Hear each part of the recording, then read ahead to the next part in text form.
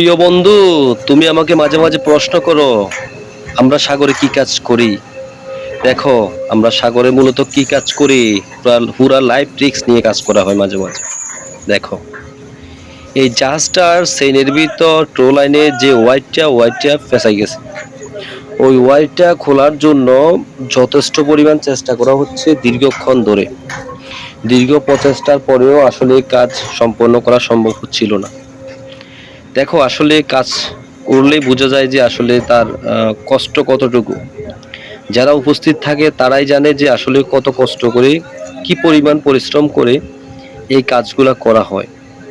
আমরা সাধারণত বলি আসলে কি কাজ করে এরা, তো টানে ঠেলে না, আসলে সবসময় টানা ঠেলার কাজ করে না, মাঝে মাঝে অন্য কাজও করতে হয়।